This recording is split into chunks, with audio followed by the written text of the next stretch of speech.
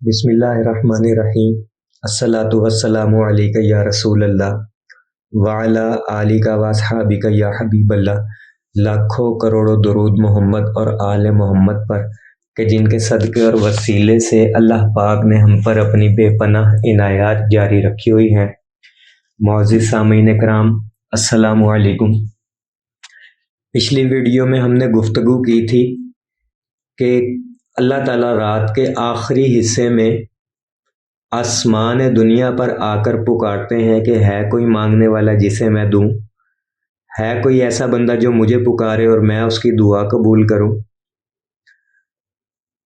تو وہ کون سا وقت ہے آخری پہر کا جس میں اللہ تعالیٰ آسمان دنیا پر آتے ہیں؟ ہم نے رات کو 3 حصوں میں تقسیم کیا تھا، مغرب سے لے کر فجر تک کو 3 حصوں میں تقسیم کیا۔ سردیوں کے موسم کی مثال دی تھی میں نے، چونکہ پوسٹ میں نے سردیوں میں لکھی تھی تو وہی پوسٹ میں لفظ بہ لفظ آپ کو بتا رہا ہوں، آپ گرمیوں کے حساب سے اسے جمع تفریق ضرب کر لیجئے گا۔ مغرب کی اذان 6 بجے شروع ہوئی اور فجر کی اذان 5 بجے شروع ہوتی ہے صبح کے۔ ٹوٹل 11 گھنٹے بنتے ہیں۔ 6 بجے سے لے کر مغرب کے 6 بجے سے لے کر 9:40 تک ابتدائی حصہ، 9:40 سے لے کر رات 1:20 تک دوسرا حصہ، اور 1:20 سے لے کر صبح 5 بجے تک یعنی فجر کی اذان سے کچھ دیر پہلے تک آخری حصہ ہوگا۔ اب یہ جو آخری حصہ ہے اس میں کوئی تو کنفرم ٹائم ہوگا جب اللہ تعالیٰ آسمان دنیا پر آتے ہیں۔ تو یاد رکھیے، کلیہ یاد کر لیں کہ آخری پہر کا 5واں اور چھٹا سدس کہتے ہیں حصے کو، آخری پہر کا 5واں اور چھٹا حصہ نزول الہی کا وقت ہے۔ آخری پہر کون سا تھا بھلا؟ میں نے کون سا بتایا آپ کو آخری پہر؟ رات 1 بجے سے لے کر 5 بجے تک آخری پہر بتایا میں نے آپ کو۔ اب اس 1:20 سے لے کر 5 بجے تک کا 5واں اور چھٹا حصہ اللہ تعالیٰ کے نازل ہونے کا وقت ہے آسمان دنیا پر۔ اب اس کی مثال دے کر سمجھاتا ہوں کہ آخری پہر کا 5واں اور چھٹا سدس یعنی حصہ کس طرح نکالتے ہیں۔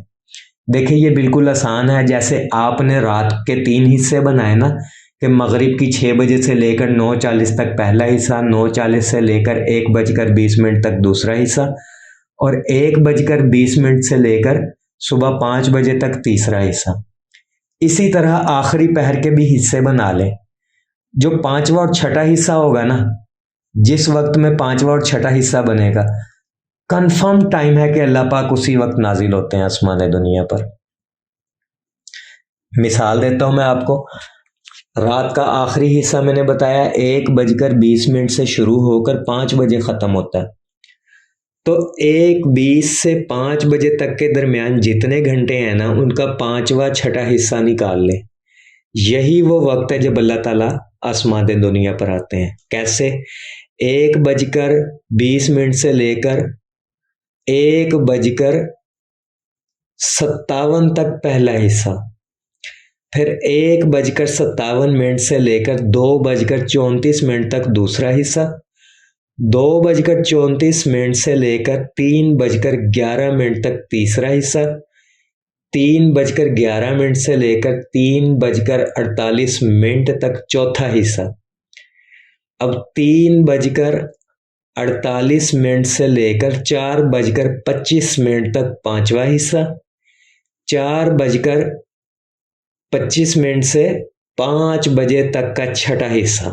اب دیکھیں حصے بھی نکال کر میں نے آپ کو بتا دیے، آپ نے اس کو گرمی کے حساب سے کنورٹ کرنا ہے۔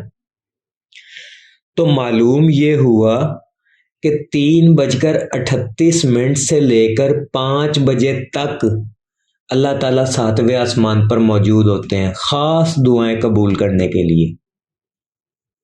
جیسا کہ میں نے پچھلی ویڈیو میں بتایا کہ یہ جتنی بھی مثالیں میں نے دی ہیں، یہ احادیث کی روشنی اور فتاوی جات کو مد نظر رکھ کر دی ہے۔ ایویں کوئی علم نجوم سے بات نہیں کر رہا میں کہ ستاروں کا حساب لگایا، نہیں، احادیث کو سامنے رکھ کر فتاوی جات کو سامنے رکھ کر پھر یہ ٹائم نکالا گیا اور کنفرم ٹائم آپ کو بتایا گیا ہے کہ 3:38 سے لے کر 5 بجے تک اللہ تعالیٰ 7ویں آسمان پر موجود ہوتے ہیں۔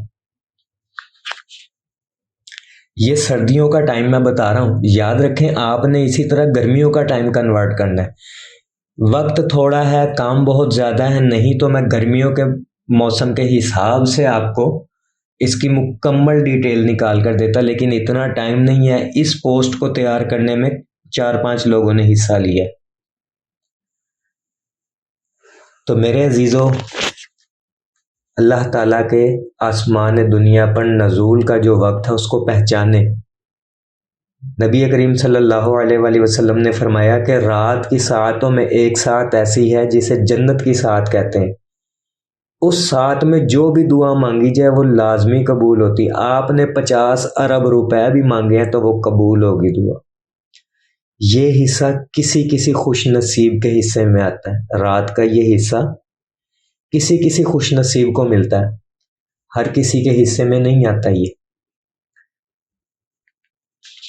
تو رات کو اٹھیں، اس وقت میں تہجد پڑھیں، تہجد پڑھنے کے بعد درود پڑھیں اور خوب دعا مانگیں، لازمی دعا مانگے، اللہ سے باتیں کرے۔ اس وقت میں اللہ تعالیٰ کو باتیں کرنے والا شخص بہت پسند ہے۔ قرآن مجید میں اس کی مثال موجود ہے، پہلے بھی بتا چکا ہوں کہ جب حضرت موسیٰ علیہ السلام کوہ طور پر گئے تو آپ کے ہاتھ میں عصا تھا، عصا کہتے ہیں لاٹھی کو، لاٹھی ہاتھ میں رکھنا پیغمبروں کی سنت ہے۔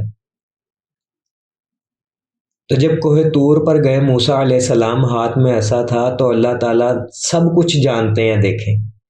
پھر بھی پوچھا موسیٰ علیہ السلام سے، وَمَا تِلْكَ بِيَمِينِكَ يَا موسیٰ، اے موسیٰ یہ تیرے ہاتھ میں کیا ہے؟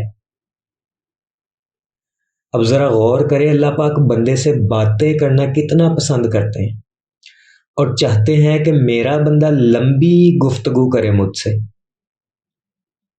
پوچھا وما تلک بیمینک یا موسیٰ، اے موسیٰ یہ تیرے ہاتھ میں کیا ہے؟ تو موسیٰ علیہ السلام نے پتہ کیا جواب دیا؟ موسیٰ علیہ السلام نے جواب دیا، قال ہی عصای اتوکأ علیہا واہش بہا علی غنمی ولی فیہا مآرب اخری، کہ یہ میری لاٹھی ہے، میں اس پر ٹیک لگا کر چلتا ہوں، اس سے اپنی بکریوں کے لیے پتے جھاڑتا ہوں اور بھی بہت سے کام ہیں جو اس سے لیتا ہوں۔ اچھا اب غور کریں، اگر حضرت موسیٰ علیہ السلام چاہتے تو بس اتنا کہہ دیتے کہ اے اللہ یہ عصا ہے، یہ لاٹھی ہے، بات ختم ہو گئی۔ اللہ تعالیٰ نے تو اتنا ہی پوچھا تھا نا کہ یہ تیرے ہاتھ میں کیا ہے، یہ تو نہیں پوچھا تھا یہ تیرے ہاتھ میں کیا ہے اور اس سے کیا کرتا ہے، صرف پوچھا تیرے ہاتھ میں کیا ہے۔ تو موسیٰ علیہ السلام بھی اتنا کہہ سکتے تھے یہ لاٹھی ہے، باقی باتیں بعد کی ہیں، صرف اتنا کہہ دیتے کہ یہ لاٹھی ہے۔ لیکن موسیٰ علیہ السلام جانتے تھے، بہت اچھی طرح جانتے تھے کہ اللہ تعالی گفتگو کرنے کو پسند کرتا ہے، اسی لیے اپنی بات کو طویل کیا کہ یہ لاٹھی ہے، اس پر ٹیک لگاتا ہوں، اس کے سہارے چلتا ہوں، اس سے اپنی بکریوں کے لیے پتے جھاڑتا ہوں اور بھی بہت سے کام ہے جو اس سے لیتا ہوں۔